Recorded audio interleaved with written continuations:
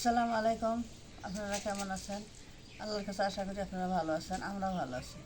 তো এই যে বাজার থেকে লাউ শাক কিনে আনছে, এই লাউ শাক আজকে আলু দিয়ে আজকে ঝোল করব। লাউ শাকগুলো বেছে নিই।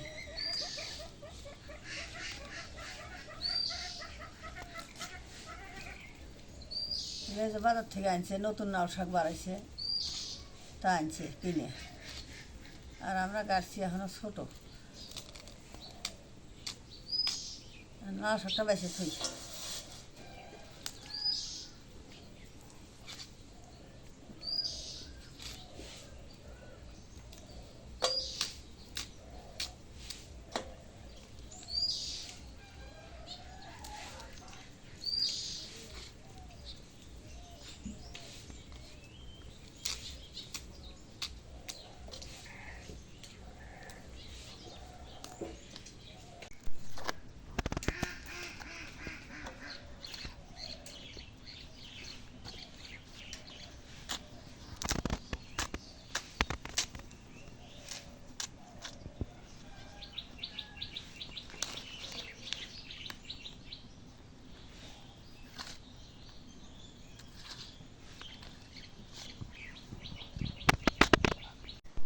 আলু কেটে নেই, আলু এদের লাউ শাকের মধ্যে দিব। যা,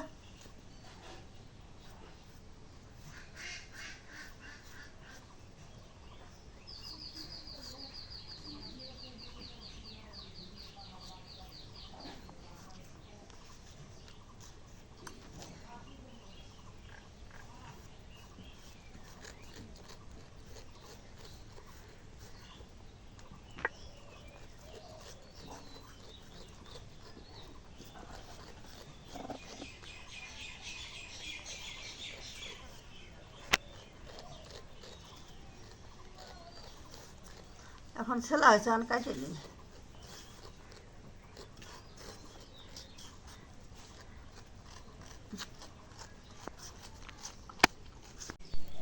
এখন আলুটা ধুয়ে নিই।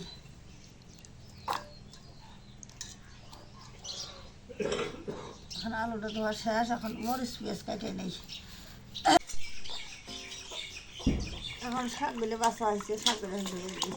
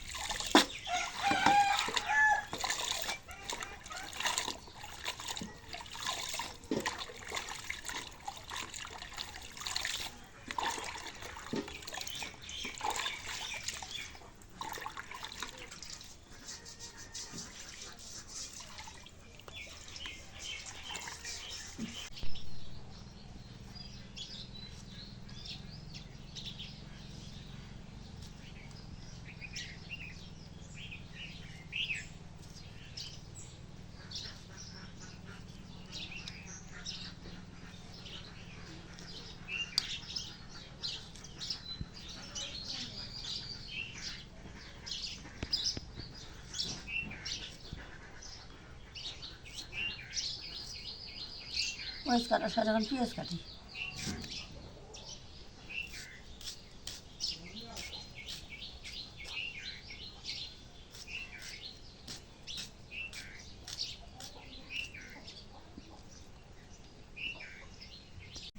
এখন কয়েক মরিচ পেঁয়াজ দিয়ে দিই, কাঁচা মরিচ।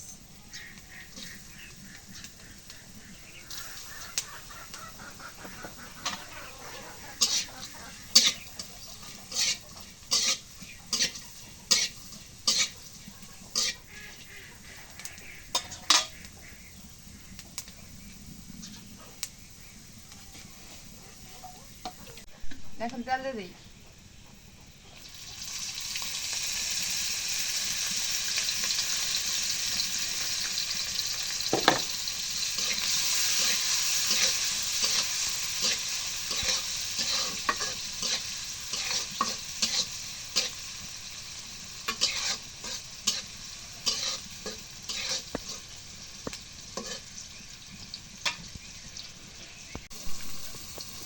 এখন জিরা বাটা রসুন বাটা দিয়ে দিই। এখন লবণ দিয়ে দিই।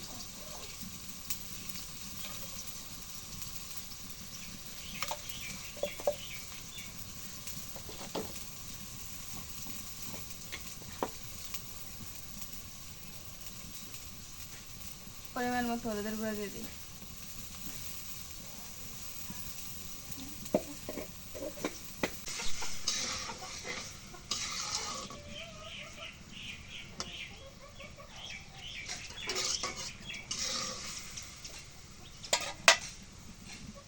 অতটা নষ্ট করবে মধ্যে ধরিয়ে দিবে। এখন আলুগুলো দিয়ে দিই, দিয়ে একটু কষা হবে, তারপরে শাক দিবি।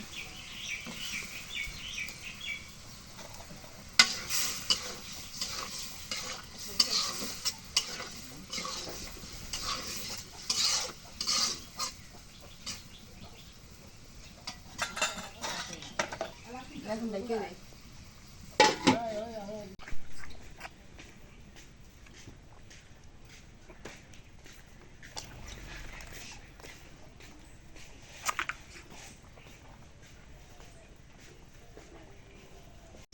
এখন আলুটা কষানো হয়ে গেছে, এখন শাকগুলো দিয়ে দিই।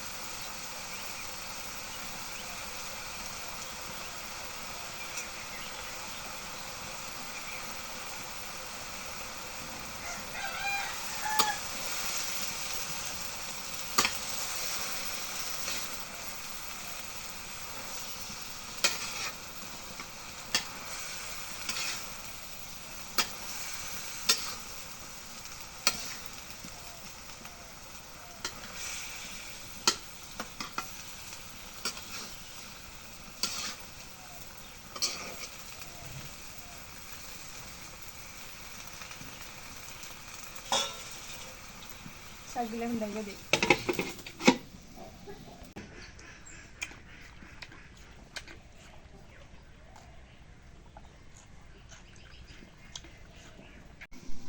এখন শাকটা কষানো হয়ে গেছে, মধ্যে দিই।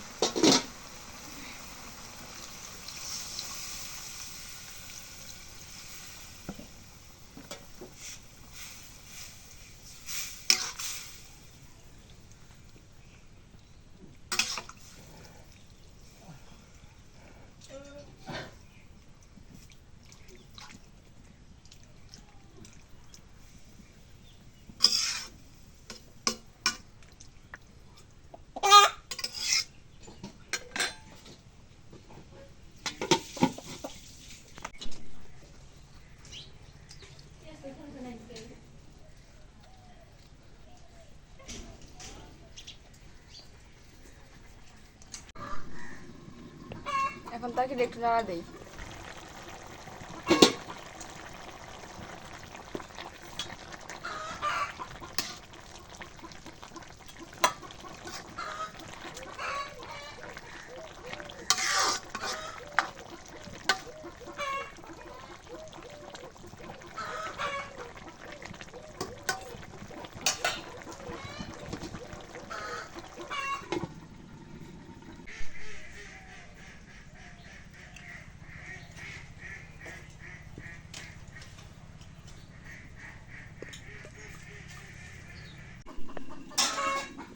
এখন তরকারি রাইস এখন নামাই নিই।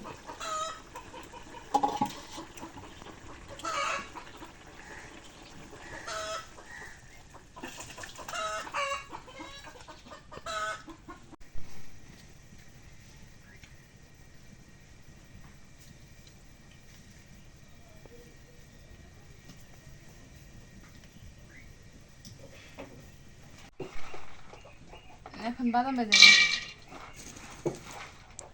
বাদাম ভাজে খাবা? খাম ভর্তা করবো। ও আমাকে বাদাম ভাজতেছো, বাদাম মানে এমনি খাবা, খাওয়ার জন্য ভাজতেছো। তো বাদাম ভর্তা করবো আজকে? হয়। আজকে ভর্তা খাওয়ার শখ হইলো?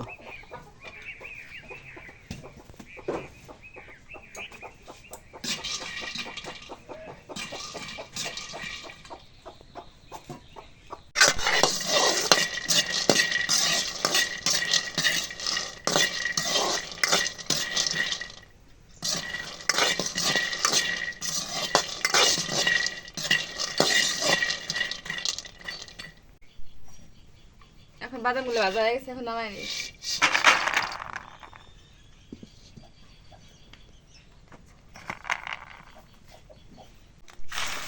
বাদামগুলো এখন ডলে নেই, ডলে হলে সুসার উঠে যায়।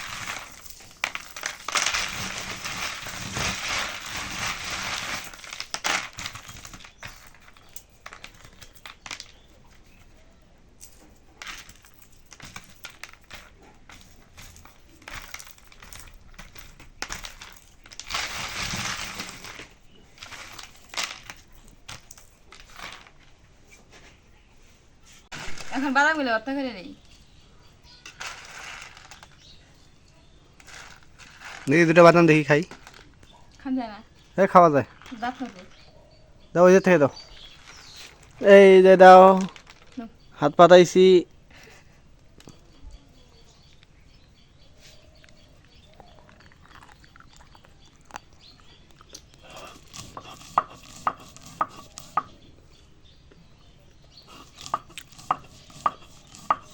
বাদামটা একবারে এই করে ফিনিশ করে ফেলে করে তেল বাড়ায় বাদামের থেকে। তো বাদাম দিয়ে তেল বানায়, কি তেল? নারকেল তেল, নারকেল তেল মানে নারকেল তেল না, নারকেল তো ইয়ে নারকেল দিয়ে বানায়, নারকেল দিয়া এই যে বানা কি দিয়ে করলে তো তেল বানায় না, একটু বাদাম দিয়ে তেল বানায় না।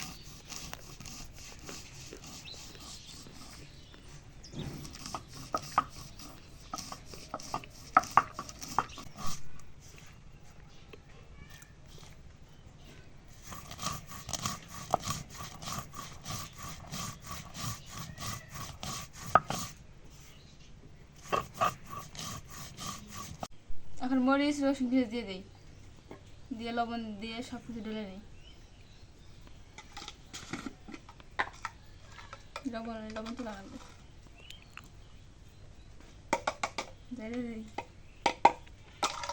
লবণ তো আনা হয়েছে। তুলা লাগবে।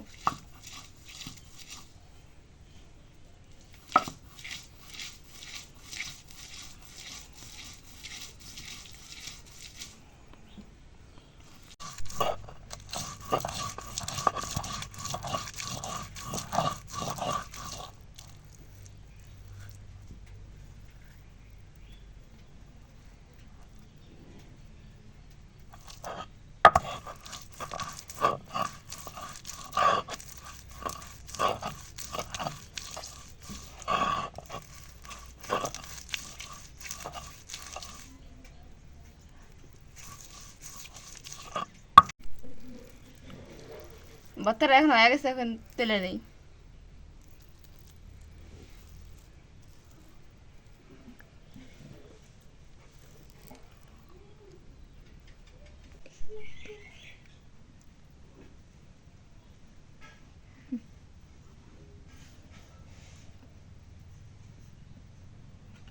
তো আজকে লাভলি আমার হাতে মেহেদি দিচ্ছে, এদের কত সুন্দর ডিজাইন করতেছে।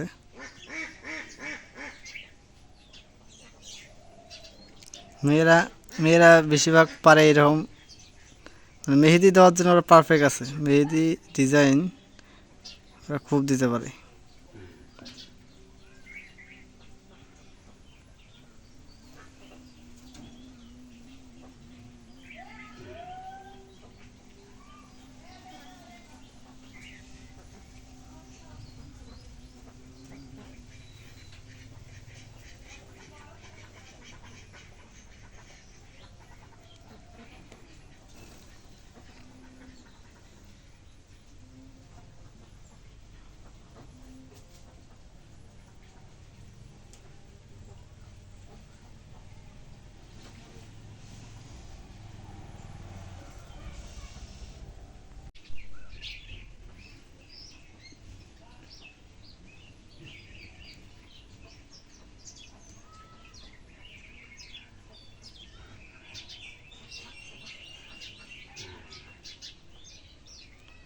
এটা হচ্ছে একটা ডিজাইন।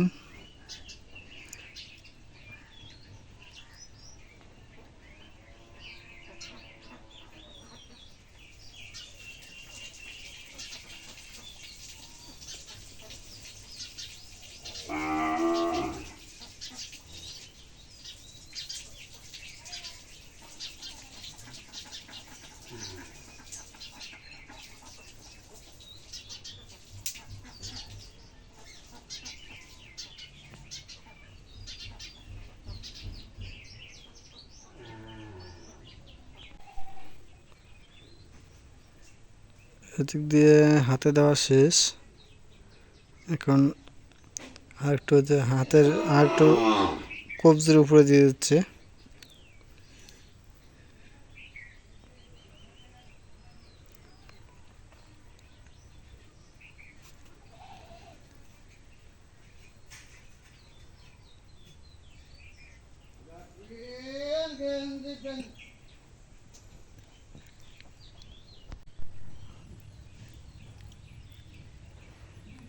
তো হাতের পশমের কারণে মানে মেহেদি দেওয়া একটু সমস্যা হচ্ছে।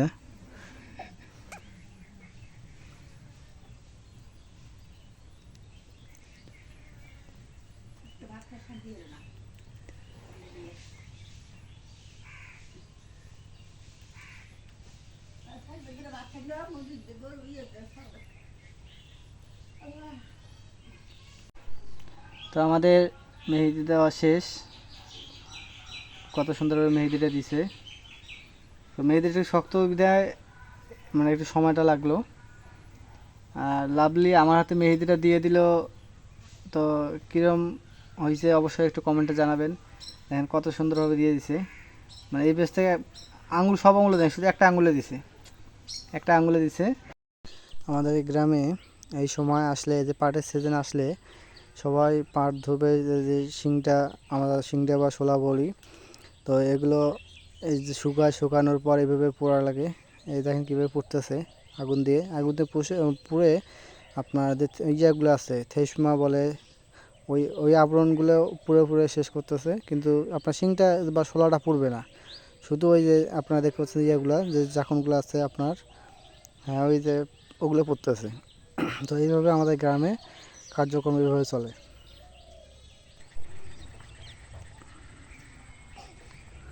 তো আমাদের গ্রামে অনেক দিন থেকে বৃষ্টি হচ্ছে না, ধান ক্ষেত সবগুলো শুকিয়ে গেছে পানির অভাবে। দেখেন অনেক ধান ক্ষেত সাদা হয়ে গেছে, অনেক জায়গায় ওই যে লাল হয়ে গেছে। কারণ প্রকৃতির যে বৃষ্টিটা, এই বৃষ্টি না হলে আবাদের সমস্যা হয়ে যায়। এখন এই বৃষ্টির অপেক্ষা সবাই আছে। আমাদের ক্ষেতে শুকান খেতে সার দিছি, বইয়ে মানে ক্ষেতের মধ্যে পানি নাই, তো সার কোনো কাজে লাগতেছে না, কারণ পানি ছাড়া সার দিয়ে কোনো লাভ নেই।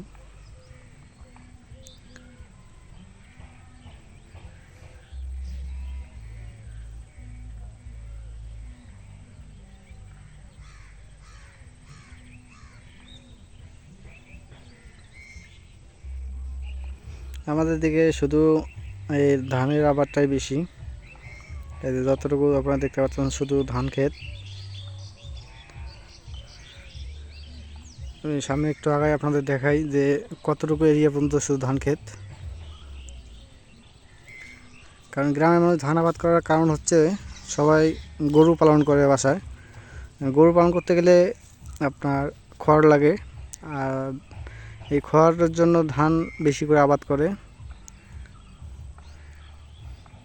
আর গ্রামে বেশিরভাগ মানুষ ওই কিনে চাউলে ভাত খাইতে পারে না, কারণ দাম বেশি। এই জন্য যতটুকু পারে ওরা আবাদ করে।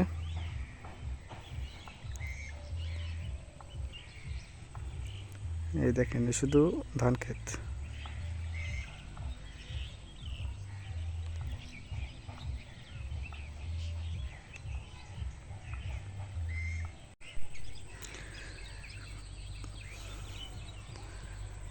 তো আমাদের গ্রামটা কীরকম লাগতেছে অবশ্যই একটু কমেন্টে জানাবেন।